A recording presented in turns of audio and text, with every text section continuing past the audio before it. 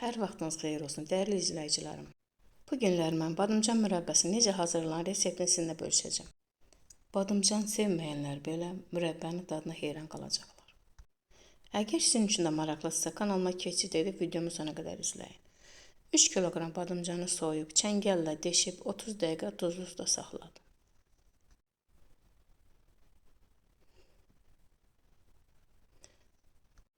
Onu da qeyd edim ki, badımcanlar tumsuz olmalıdır, çox böyük olmamalıdır, balaca ölçüdə badımcanlar olmalıdır.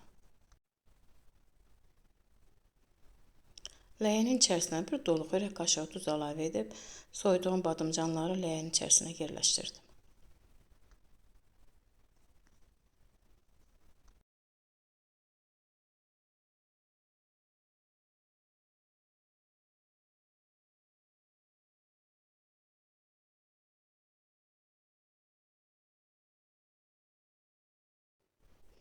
Otuz dəqiqədən sonra badımcanları möhkəm sıxıb, tərtəmiz axar suyun içərisində yumağa başladım.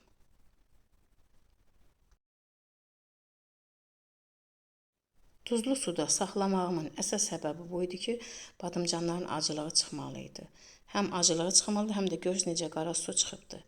Tərtəmiz sıxıb qutarandan sonra axar suyun içərisində bir neçə dəfə yudum və yenə də möhkəm badımcanların hamısını sıxdım ki, içində nə duzlu su qalmasın, nə də acılıq qalmasın.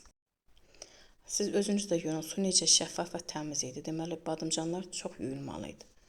Hamısını sıxıb qurtardım.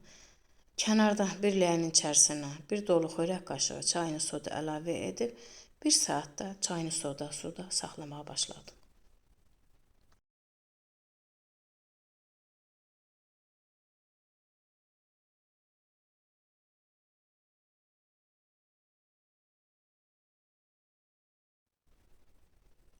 Bir saatdan sonra badımcanları yenidən sıxıb yenə möhkəm sıxdım.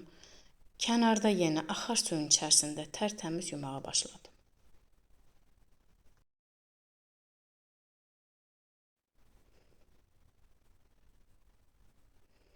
Bu cür axar suyun içərisində tərtəmiz yudum bunun hamısını. İçərisində nə çayını soda qalmışdı, nə də heç nə qalmamışdı.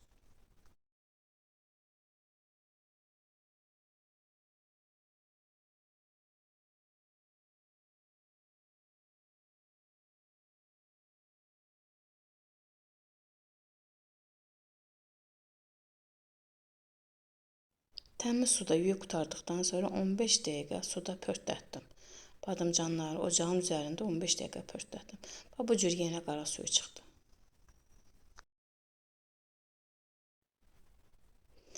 Yenidən yenə suyun içərisində yenə tərtəmiz yudum, yenə də möhkəm sıxdım ki, badımcanın içərisində acılıq qalmasın. Bu cür hamısını əməl etmək lazımdır. Etap hamısını əməl etmək lazımdır ki, badımcan necə mürəbbəsi hazır olur. Tam qurtardıqdan sonra ləyənin içərisinə 3 litr su, 3 kiloqram şəkər tozunu şərbət kimi hazırlayıb, badımcanların içərisinə əlavə edib 15 dəqiqə qaynadırıq.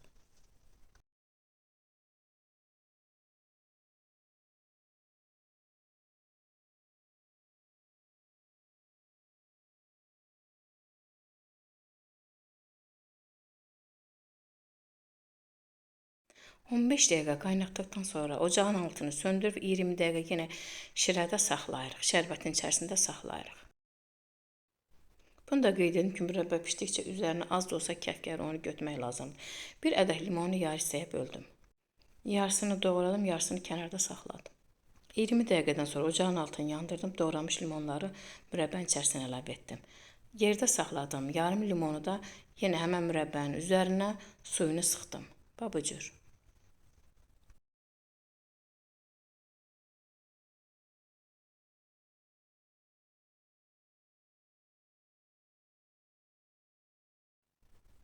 Mürəbbənin içərisinə bir ədəd vanil, 7 ədəd də müxək əlavə etdim.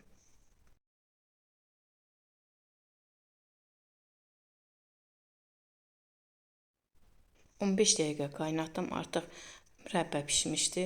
Məti də çox gözəl idi. Budur, mürəbbəmiz hazır oldu. Göz haqqınızı halal edin. Allaha əmanət olun. Yeni videomda görüşənədək.